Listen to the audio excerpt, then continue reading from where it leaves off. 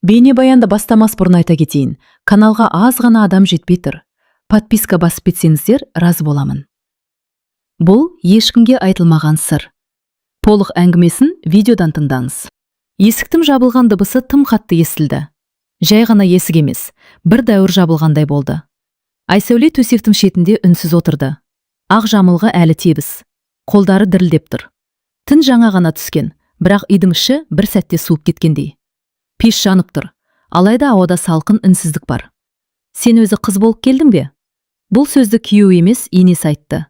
Дауысы айқай емес еді, бірақ сол тымыштау сүйектен өтті. Айсәуле не дерін білмеді. Тамақтан түйін тұрған бір сөз шықпай қалды. Төсек қызыл болмады ғой. Сол сәтте Айсәуле өзін тірі адам емес, айыпталушы сезінді. Ол ауылдан қалаға оқуға келгенде мұндай күн болады деп ойлаған жоқ. Ол өзін таза, адал, жүрегімен сүйген қыз санады. Бірақ бұл үйде адалдықтың өлшемі басқа екен. Босаға сыртында аяқ дыбысы естілді. Бұл күйеуі Ержан. Ол ештеңе білмегендей кірді. Анасына бір қарады да, көзін тайдырды. «Шай қойдыңдар ма?» деді ол. Айсәуле сол сәтте бәрін түсінді. Бұл сұрақ бүгін бірінші рет қойылып тұрған жоқ. Енесі ауыр күрсінді. «Балам, сен шық, мен келінмен сөйлесейін». Ержан үнсіз бұрылып шықты. Есік тағы жабылды. Бірақ бұл жолы әлдеқайда ауыр. «Айт шының қызым, бізді алдама», деді енесі. Айсәуле орнынан тұрды. Дауысы қатты шықты. «Мен ешкімді алдаған жоқпын». «Онда неге белгі жоқ?» «Мен дәрігер емеспін», деді Айсәуле шыдамай. Енесінің көзі сығырайды. «Қазіргінің бәрі сөйтеді, қалада оқыған қыздардың бәрі». Сөйлем аяқталмады, бірақ мағынасы айтылды. Айсәуле сол сәтте жылаған жоқ. Жылау кейін келетін еді. Түн ортасында ол жуынатын бөлмеде тұрып, айнаға қарады.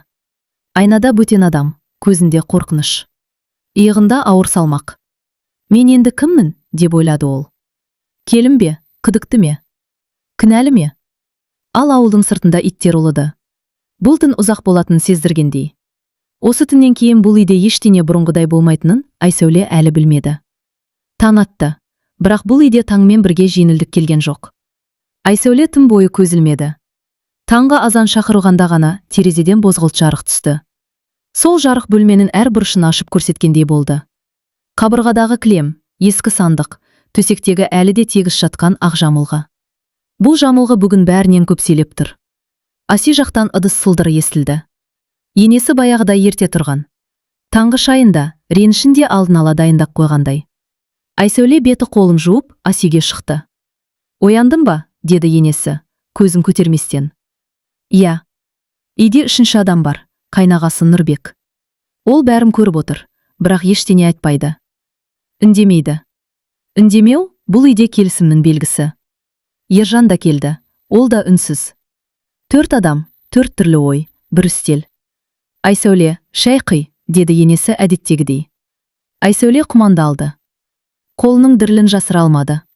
Шай кесе шетіне төгіліп кетті. «Ойбай, байқасаңшы», деді енесі. «Кешіріңіз». Осы кешіріңіз бәріне жетті. Енесі күлімсіреді. «Көрдің бе балам?» деді ол. Ержан шайын ішіп отыр, қарамайды, қорғай алмайды. Айсәуле шыдай алмады. «Ержан, сен неге үндемейсің?» деді кенет. Үй іші тып-тыныш қалды. Мен араласпай-ақ қояйын деп едім», деді ол баяу. «Бұл менің намысым ғой», деді Айсәуле дауысы дірілдеп. Енесі кесені үстелге қатты қойды. «Намыс? Намыс болса қыз боп келер едім». Бұл сөз балтадай тиді. Нұрбек орнынан тұрды. «Жетеді енді», деді ол жай ғана. Бірақ сол жай сөздің өзі үлкен қарсылық еді. Енесі оған қарады. «Сен не білесің?» «Білем. Дәл осындайды келінім көрген. Ақыры үйден кетіп тынды». Ержан басын көтерді. «Қалай кеткен?» «Қорланып». Айсәуленің көзіне жас келді, бірақ ол жылаған жоқ. Бұл үйде жылау әлсіздік. «Мен кетпеймін», деді ол. «Менің еш жазығым жоқ». Енесі орнынан тұрды. «Онда дәлелде». «Қалай?» «Дәрігерге барамыз». Бұл сөз сот үкімі сияқты естілді. Ержан үндемеді. Үндемегені келісім. Сол күні ауылда сыбыс тарады. Келін таза емес екен. Қалада оқыған ғой. Енесі бекер емес сұраған. Айсәуле үйден шыққанда көршілердің көзіне тура қарай алмады. Бірақ ішінен бір нәрсе қатайып келе жатты. Бұл қорқыныш емес. Бұл қарсылық. Түнде ол төсекте жатты. Ержан арқасын беріп ұйықтады. Екі арада бір кереует. Бірақ шын мәнінде екі бөлек әлем. Айсәуле сыбырлады. Егер мен ақ екенімді дәлелдесем ше? Ержан жауап бермеді. Ал егер дәлелдей алмасам? Бұл сұраққа да жауап болмады. Айсәуле көзін жұмды. Осы түнде ол шешім қабылдады. Бұл үй енді оны ұсталмайды. Ал ертең дәрігерге бару тек бастамас еді. Алда одан да ауыр соққылар бар екенін ол әлі білмеді. Зейнеп апа бұл түніде ұйықтай алмады. Үй іші тыныш. Бірақ оның ішіндегі дауыл басылар емес. Көзін жұмса болды. Бір ғана сурет қайта-қайта келе береді.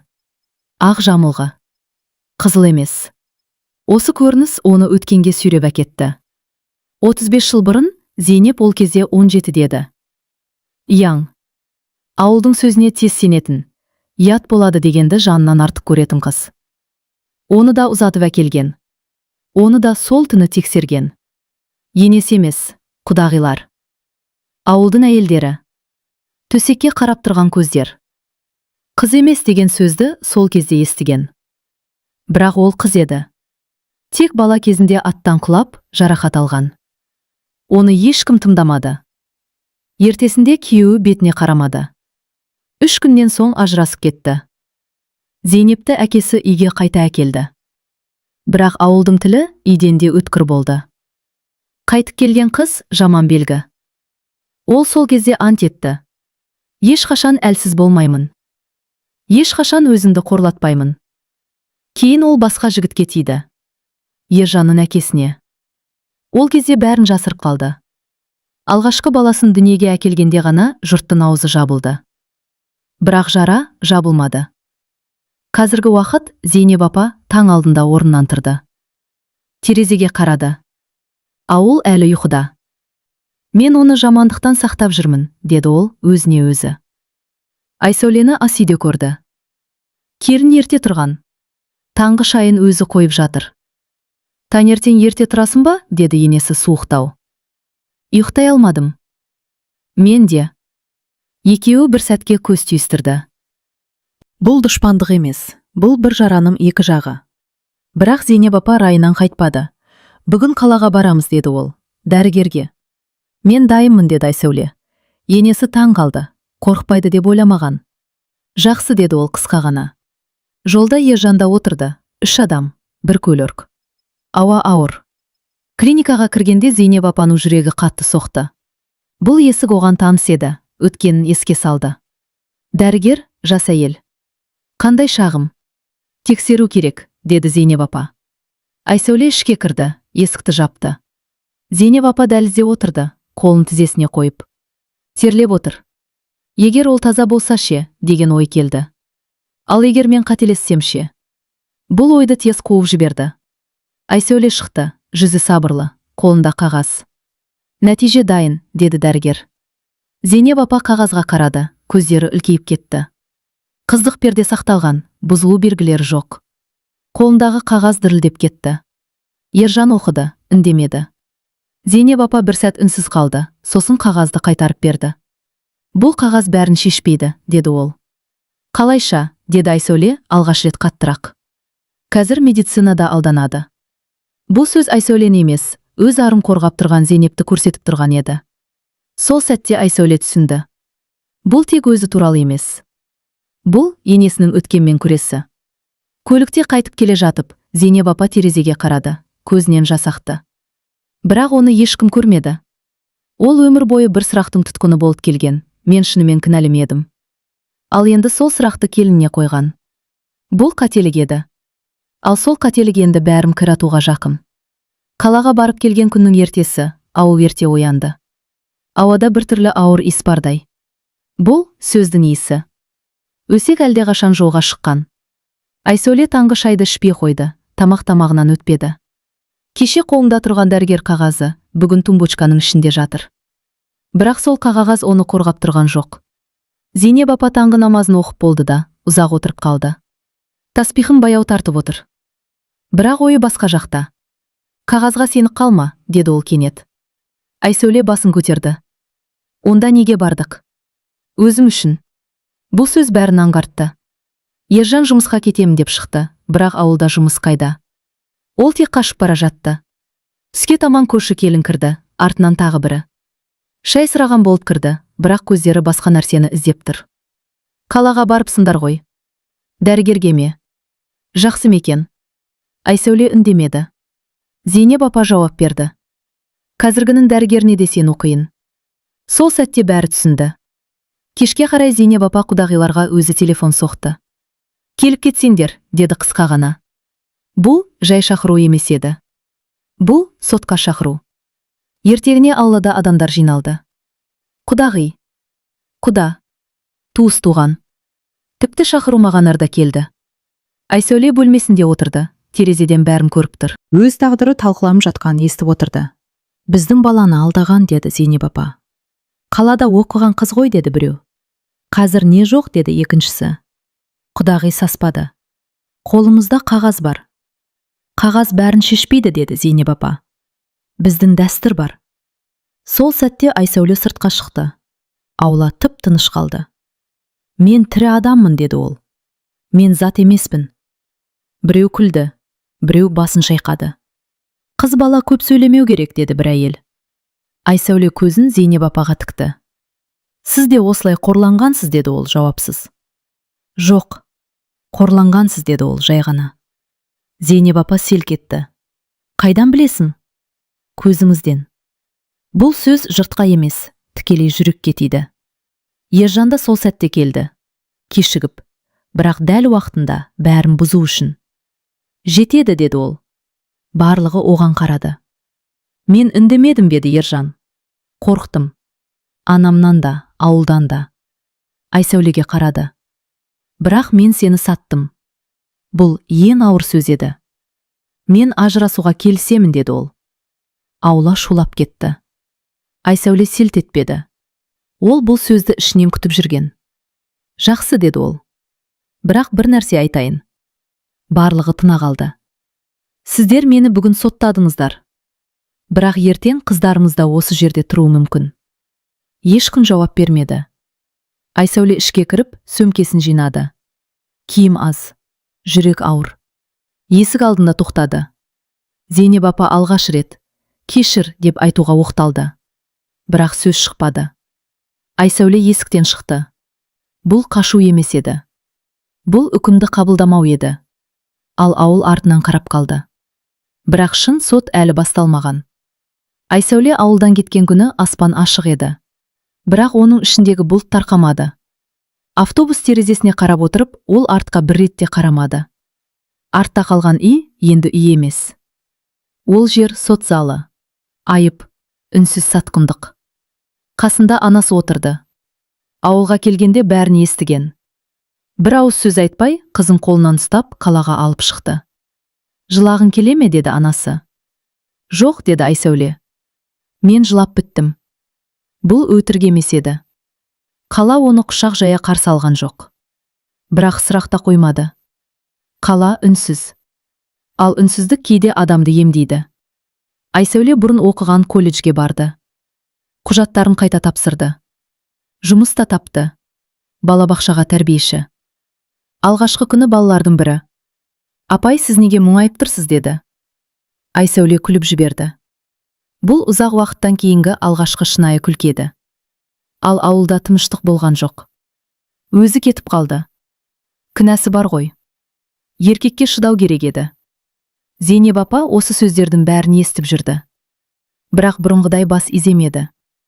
Түнде жалғыз қалғанда ол келіннің айтқан сөзін есіне алды. Сіз де осылай қорланғансыз. Ол өз жарасын алғаш рет мойындады. Ержан үшін ажырасу жеңіл болды. Ал Аруждан ауыр. Жұмыста отыра алмайды. Достарымен күле алмайды. Дұрыс істедің, деді біреулер. Анаңды тыңдадың. Бірақ түнде ол өзін өзі ақтай алмады. Айсәуленің даусы құлағынан кетпеді. Мен тірі адаммын. Бір күні Айсәуле жұмысқа бара жатып, әлеуметтік желіден бір жазба көрді. Қалаға кетіп, өзін ақтағысы келген келін. Астында пікір көп, бірі жамансыз, бірі мазақ. Айсәуле телефонды жапты, бірақ үнсіз қалмады. Ол өз парақшасына жазды. Мен ешкімді ақтауға міндетті емеспін. Мен өзімді жоғалтпауға міндеттімін. Бұл жазба тарады, біреу қолдады, біреу қарғады. Бірақ ең бастысы, үнсіз отырғандар ояна бастады. Бір ай өткенде Айсәуле заңгер әйелмен танысты. Ол да дәл осындай қорлық көрген. Сен жалғыз емессің, деді ол. Сол сәтте Айсәуле бір нәрсені түсінді. Оның басынан өткен оқиға жеке трагедия емес, жүйелі әділетсіздік. Кешке анасы айтты: «Қызым, сенің сынбағаның менің жеңісім». Айсәуле терезеге қарады, қала шамдары жанып тұр. «Мен енді тек өзім үшін өмір сүрмеймін», деді ол. «Мен үндемегендер үшін де сөйлеймін». Бұл кек емес еді, бұл өзін табу еді. Ал ауылда Зейнеп апа келіннің кеткен бөлмесін жинап отырып, жастықты құшақтап жылап қалды. Бірақ ол жылау кеш келген шындықтың көз жасы еді. Ал Ержан болса, бәрін жоғалтқанын енді ғана түсініп келе жатты. Ержан ажырасқаннан кейін өзін еркін сезінуі керек еді. Бірақ еркіндік келмеді. Үйде бәрі өз орнында. Анасы бар, тамақ дайын, төсек жинаулы. Бірақ бір нәрсе жоқ еді. Үйдің іші босап қалған. Айсәуле кеткеннен кейін бұл үй тынышталған жоқ, өлі тыныштыққа айналды. Ержан түнде жиі оянады. Ұйқы арасында бір ғана көрініс келеді. Айсәуле ауылда тұрған күйі, сөмкесін қолына ұстап, артына қарамай кетіп бара жатыр. «Тоқта», дейді ол түсінде, бірақ даусы шықпайды. Оянады, жүрегі дүрсілдейді. Ал шын өмірде де ол сол кезде үнсіз қалған. Ержан сыртқа шыққанда бұрынғыдай емес. Еркекке тән бедел сақталғанымен көзқарас өзгерген. «Әйелімді ұстай алмадың, өзі кетіп қалды». Бұл сөздер оны емес, намысын тырнап өтеді. Ол алғаш рет түсінді. Үндемеу еркектік емес. Зейнеп апа ұлым күнде көреді, бірақ ол бұрынғыдай емес. «Балам, дұрыс істедің», деп айтқысы келеді, бірақ аузы бармайды. Ержан бір күні шыдай алмады. «Апа, егер ол шынымен ақ болса ше», деді. Зейнеп апа тоқтап қалды. «Сол қағаз бар ғой», деді ол жай ғана. «Ал біз соған сенбедік», деді Ержан. Бұл сөз екеуінің ортасына тас болып түсті. Бір кеште Ержан Айсәуленің әлеуметтік желідегі жазбасын қайта оқыды. «Мен өзімді жоғалтпауға міндеттімін». Бұл сөз оны қалаға алып келді. Ол Айсәуле жұмыс істейтін балабақшаның қасына келді. Кірмеді, күтіп тұрды. Айсәуле шықты, күлген күйі. Баланың қолынан ұстап. Ол оны көрді де тоқтап қалды. Ержан жүре алмай қалды. Бұл бұрынғы Айсәуле емес. Бұл сынбаған адам. «Сәлем», деді ол әрең. Айсәуле басын изеді. «Не керек?» деді ол суық емес, бірақ алыс. «Кешір». «Кешіру шешім емес», деді Айсәуле. «Мен қателестім». «Қателік байқамай жасалады. Сен таңдадың». Бұл сөз Ержанды іштен сындырды. «Мен қорықтым», деді ол. «Ал мен жалғыз қалдым», деді Айсәуле. Олар үнсіз тұрды. «Қайтып кел», деді Ержан. Айсәуле жымиды. «Мен кетіп қалған жоқпын, мен өзімді таптым». Сол күні Ержан анасына бәрін айтты. «Апа, сіз өз жараңызды менің әйеліммен жапқыңыз келді». Зейнеп апа алғаш рет жылады. «Мен өзімді қорғадым», деді ол. «Ал біз біреуді жараладық», деді Ержан. Бұл кеш келген шындық еді. Ержан қалада қалды, жұмысын алыстырды, бөлек шықты. Бірақ Айсәуле қайтып келген жоқ. Өйткені кейбір есіктер кеш қағылса ашылмайды. Ал Ержан енді бір ғана нәрсені білді. Ер адам үнсіз қалғанда біреудің тағдыры сынады. Ал Айсәуле сол кезде үлкен жолға шыққан еді. Айсәуле алғашында танымал болуды ойлаған жоқ. Ол тек ішіндегі ауырлықты сыртқа шығару үшін жазды. Алғашқы жазбасы қысқа еді. Ешкімді айыптамады, атын да атамады. Кейде әйелді бір үйден емес, бір сөзден қуып шығады. Бұл сөйлемді мыңдаған әйел оқыды. Ал мыңдаған ер адам үнсіз қалды. Келесі күні жеке хаттар келе бастады. Мен де дәл солай кеттім. Енем сұрады, күйеуім үндемеді. Анам әлі күнге дейін өзін кінәлі санайды. Айсәуле әр хатты оқыды. Әр хат бір тағдыр. Ол сол түні ұйықтай алмады. Бірақ бұл жолы қорқыныштан емес, Бұл жауапкершіліктің ұйқы бермейтін түні еді. Заңгер әйелмен бірге шағын кездесу ұйымдастырды. Кітапханадағы тар зал, 10 шақты әйел. Бірақ сол 10 әйелдің көзінде жүздеген әйелдің көз жасы бар еді. Біз заңды өзгерте алмаймыз, деді заңгер. Бірақ үнсіздікті бұзамыз, деді Айсәуле. Ол сөйлегенде дауысы қатты шықпады. Бірақ бәл тиді. Бізді кінәлі етіп көрсететін дәстүр емес. Бізді қорғай алмайтын қорқақтық. Залда үнсіздік орнады. Бұл қорқу емес, бұл ойлану еді. Бірақ үн көтерілген жерде қарсы дау туады. Әлеуметтік желіде жаңа жазбалар пайда болды. Ұятты ашық айтып, отбасын бұлзады. Қазақы тәрбиені жоққа шығарады. Еркекке қарсы қояды. Айсәуле алғаш рет қатты ауырды. Бірақ артқа шегінбеді. Мен еркекке қарсы емеспін, деп жазды ол. Мен қорлыққа қарсымын. Бұл жазбадан кейін қолдаушылар көбейді. Ер адамдар да жазды. Мен үндемегенмін, енді өкінемін. Қарындасым осыдан өткен. Бір кеште бейтаныс нөмір қоңырау шалды. Айсәуле ханым, біз телебағдарлама жасаймыз. Тікелей эфирге шығасыз ба? Ол тұрып қалды. Эфир жай әңгіме емес. Бұл бетке айтылатын шындық. Шығамын, деді ол бір сәттен кейін. Жарық, камера. Журналистім сұрағы. Бұл жеке мәселе емес пе? Айсәуле тура камераға қарады. Жеке болса, мұндаған әйел бірдей жыламас еді. Студия тынышталып қалды. Сіз кек алып жүрсіз бе? Жоқ, мен қызымды қорғамақпын. Ол әлі дүниеге келмесе де. Бұл сөз эфирден кейін елге тарады. Сол кеште Зейнеп апа теледидар алдында отырды. Қолындағы шай суып кеткен. Экранда Айсәуле. Сабырлы, тік, сынбаған. Мен бір ененің емес, деді Айсәуле. Бір қоғамның сұрағына жауап беріп жатырмын. Зейнеп апаның қолы дір етті. Мен не істедім, деді ол сыбырлап. Ержан да көрді. Сөзді емес, көзді көрді. Ол көзде реніш жоқ еді. Сол үшін ауыр болды. Ол менен де биікке шықты, деді ол өзіне. Бірақ табандылықтың бағасы бар. Бір күні Айсәулеге Қоқан-Лоқы келді.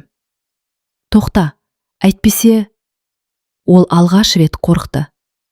Бірақ кейін бір ғана жауап жазды. Қорқынышпен өмір сүру – бұрынғы өмірім. Айсәуле сол түні шешім қабылдады. Бұл жай әңгіме емес, бұл қозғалыс болуы керек. Біз қорланбаймыз, деді ол кездесуде. Біз үндемейміз. Осылайша бір әйелдің тағдыры көп әйелдің дауысына айналды. Ал бұл дауыс енді ешқашан бұрынғыдай тұншықпайды. Алда ең ауыр кездесулер бар еді. Өйткені өткенмен бетпе-бет келу әлі алда. Зейнеп апа сол түні алғаш рет қорықты. Бұрын ол адамдардан, сөзден, ұяттан қорқатын. Ал бұл жолы өзінен қорықты. Теледидар әлдеқашан өшіп қалған. Бірақ Айсәуленің дауысы әлі құлағынан кетпеді. Мен бір ененің емес, бір қоғамның сұрағына жауап беріп отырмын. Зейнеп апа таспихын қолын алды, бірақ саусақтары жүрмей қалды. Я Алла, деді ол. Сөзі ары қарай шықпады. Түн ортасында ол түс көрді. Өзін жас күйінде көрді. Ақ орамал, бөгде үй, бөгде көздер. Қыз емес деген сөз тағы да жаңғырды. Оянып кетті. Кеудесі қысылып, тынысы тарылды. Бұл жүрек емес еді. Ардың қысым еді. Таң атты. Бірақ бұл таң бұрынғылардан бөлек еді. Зейнеп апа асүйге шықты, шай қойды. 2 кесе қойды да біреуін қайта алып тастады. Айсәуле жоқ. Сол кезде ғана ол түсінді. Үйден бір келін емес, үйдің берекесі кеткенін. Түске қарай көрші әйелдер келді. Теледидардан көрдік, батыл екен, артық айтып жүр. Зейнеп апа алғаш рет қарсы сөйледі.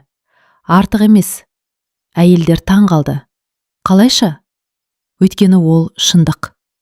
Бұл сөз оның аузынан шыққанына өзі де сенбеді. Ержан кешке келді. Апа? Мен қателестім, деді Зейнеп апа бірден. Бұл сөзді ол 30 жылдан бері айтпаған. Ержан селт етті. Мен өз қорлығымды келінмен жаптым, деді анасы. Мен әділ болмадым. Көзінен жас ақты. Мен сені де қорқақ қылып тәрбиеледім. Бұл ана үшін ең ауыр мойындау еді. Ержан басын төмен салды. Енді не істейміз? Жауап береміз, деді Зейнеп апа. Келесі күні Зейнеп апа қалаға барды.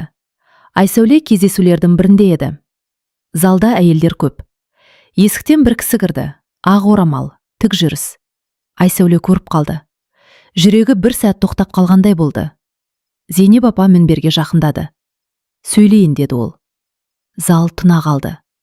Мен сол енемін, деді ол. Сұрақ қойған. Залда сыбыр шықты. Мен келінімді емес, өз қорқынышымды соттадым, деді ол. Мен қателестім. Айсәуле көз жасын ұстай алмады. Мен кешірім сұраймын, деді Зейнеп апа, жұрттың көзінше. Бұл кешірім формалды емес еді. Бұл өзін жұрт алдында жалаңаштау еді. Айсәуле мінберге шықты. Кешіру міндет емес, деді ол. Бірақ шындық айтылған жерде ауырлық азаяды. Екеуі көз түйістірді. Бұл ене мен келін емес еді. Бұл екі жаралы адам еді. Бұл кездесу видеоға түсті. Желіге тарады. Ауылда шу шықты. Өз-өзін масқаралады. Дұрыс істеді. Біз де ойлануымыз керек. Бірінші рет ауыл ойлана бастады. Түнде Зейнеп апа жалғыз отырды. Бірақ бұл жалғыздық бұрынғыдай қорқынышты емес еді. Кеш болса да тоқтадым, деді ол өзіне. Ал Айсәуле сол түні алғаш рет жеңіл ұйықтады. Өйткені ең қиын нәрсе орындалды. Кінәлі адам мойындады. Бірақ әлі бір сұрақ ашық еді. Тағдыр оларды қайта жолықтыра ма? Қала күзге енді ғана кіріп келе жатқан. Ағағаш жапырақтары сарғайып, бір-бірлеп түсіп жатыр. Айсәуле үшін бұл мезгіл кету емес, түсу еді. Жалғанның түсуі. Ол сол күні жалғыз еді. Кездесу де әдейі солай жоспарланған. Кафе тыныш, адам аз. Музыка бәсең. Есіктен алдымен Зейнеп апа кірді. Бұрынғыдай емес, иығы төмен. Қадамында паңдық жоқ. Артынша Ержан кірді. Айсәуле орнынан тұрған жоқ. Қашпады. Қуанып та кетпеді. Отырыңыздар, деді жай ғана. Алдымен үнсіздік орнады. Бұл ауыр, бірақ керек үнсіздік. Мен шақырдым, деді Айсәуле. Өйткені әңгіме аяқталу керек. Зейнеп апа басын изеді. Мен дайынмын. Ержан төмен қарап отырды. Мен де, деді ол. Бірақ даусы сенімсіз шықты. Сіз кешірім сұрадыңыз, деді Айсәуле Зейнеп апаға қарап. Бұл батылдық. Зейнеп апаның көзіне жас келді. Мен сол күннен бері тыныш ұйықтай алмадым, деді ол. Өзімді өмір бойы ақтап келіппін. Ал мені сол күннен бастап жұрт айттады, деді Айсәуле. Бірақ мен аман қалдым. Бұл сөз Ержанға тиді. Мен жоқ болдым, деді ол. Сол күні мен жоқ болдым. Мен еркек бола алмадым, деді Ержан. Ана мен әйелдің арасында үнсіздікті таңдадым. Айсәуле оған тіке қарады. Сен таңдадың, деді ол. Үндемеу бейтараптық емес. Ержан басын изеді. Мен сені жоғалттым, деді ол. Тек әйелімді емес, өзімді. Зейнеп апа кенет қолын үстелге қойды. Егер уақытты кері қайтара алсам, уақыт қайтпайды, деді Айсәуле. Бұл сөз қатты емес еді, бірақ шешуші болды. Мен сендермен қайта отбасы болу үшін кездескен жоқпын, деді Айсәуле. Мен шындықты жабу үшін де емес. Онда не үшін, деді Ержан. Өз ішіміздегі сотты аяқтау үшін. Айсәуле сөмкесінен бір құжат шығарды. Бұл менің бастамам, деді ол. Қоғамдық қор. Әйелдерге заңдық, психологиялық көмек. Зейнеп апа қағазға қарады. Мен көмектескім келеді, деді ол бірден. Атымды жасырып емес, ашық. Айсәуле алғаш рет күлімсіреді. Бұл шынайы тәубе. Ержан үнсіз қалды. Ал мен, деді ол. Айсәуле сәл ойланды. Сен осыны түсінген еркек ретінде қал, деді ол. Бірақ менің өміріме қайта кірме. Бұл сөз үкім емес. Бұл шекара еді. Кафеден шығарда Зейнеп апа тоқтады. Сен мені кешірдің бе, деді ол. Айсәуле бір сәт ойланып тұрды. Мен кек сақтамаймын, деді ол. Бірақ кешіру уақыттың жұмысы. Зейнеп апа басын изеді. Соның өзі рахмет. Олар бөлек-бөлек кетті. Ержан артқа бір рет қарады. Айсәуле қарамады. Өткені кейде алға қарау ем үлкен жеңіс. Ал Зейнеп апа болса, жүрегіндегі ауырлықтың жартысы түскендей сезінді. Бірақ енді ол сол ауырлықты пайдаға айналдыруға дайын еді. Алда бір ғана бөлім қалды. Соңғы үкім махаббат туралы емес, ар туралы, таңдау туралы, жаңа өмір туралы. Қалада қыс ерте түсті. Айсәуле терезе алдында тұрды, қолында ыстық шай. Терезеден түскен бу секілді, өткен өмірде баяу сейіліп бара жатқандай. Бір жыл. Дәл бір жыл бұрын ол бұл қалаға қорланған күйде келген. Ал қазір тік тұрған адам. Қор ресми түрде ашылды. Аты қарапайым еді, үн. Ал ішіндегі мағынасы ауыр болатын. Алғашқы айдақ ондаған әйел келді. Кейбірі үнсіз, кейбірі жылап, кейбірі ашулы. Айсәуле ешқайсысын түзетпеді, тек тыңдады. Сіз кетіпсіз, мен де кеткім келеді. Мен шыдай алмай жүрмін. Мен әлі кетуге қорқамын. Айсәуле бір ғана сөз айтатын болды. Сен кінәлі емессің. Бұл сөз кейде адамды тірілтеді. Зейнеп апа да өзгерді. Ауылда ол енді бұрынғы Зейнеп емес. Ол жас келіндерге өзі барып сөйлесетін болды. Кейде тыңдайды, кейде тоқтатады. Сенің жаның тексерілетін дүние емес, дейтін болды ол. Ауыл әуелде күлді, сосын үнсіз қалды. Кейін ойланды. Бір күні бір әйел келіп айтты. Егер сіз сол кезде үндемегенде, мен бүгін тірі болмас едім. Зейнеп апа сол күні тағы жылады. Бірақ бұл құлататын емес, тазартып шығаратын жас еді. Ержан жалғыз қалды. Бірақ бұл жалғыздық жаза емес еді. Бұл өсуге берілген мүмкіндік еді. Ол басқа қалаға көшті, психологқа барды. Алғашында сөйлемеді, кейін бәрін айтты. Мен еркек болуды анамды тыңдау деп ойлаппын. Ал шын еркектік әділдік екен. Бұл түсінік оған қымбатқа түсті. Айсәулеге ол енді жазбайды, қоңырау шалмайды. Бірақ бір кездесуде айтқан сөзі есінде. Сен менің ең ауыр сабағымсың. Қордың бір жылдығына арналған кездесуде Айсәуле мінберге шықты. Зал толы. Әйелдер, ер адамдар, жастар. Бұл қозғалыс кек үшін туған жоқ, деді ол. Бұл қорланбау үшін туған. Зал тына қалды. Қыздық ар емес, деді ол. Ар таңдау. Бұл сөз көпшіліктің жүрегіне тиді. Егер бір әйелдің тағдыры бір сұрақпен қиылса, ол сұрақ қате. Зал ұзақ қол соқты. Кешке Айсәуле жалғыз қалды. Ол айнаға қарады. Сол баяғы қыз. Бірақ енді басқа. Мен жеңдім бе деп ойлады ол. Жоқ. Бұл жеңіс емес еді. Бұл бостандық еді. Ол өзіне үкім шығарды. Мен ешкімге дәлелдеуге міндетті емеспін. Мен өзімді жоғалтпадым. Мен енді үнсіз емеспін. Сол жеткіліктеді. Қала сыртында күн батып бара жатты. Аспан қызғылт түске боялды.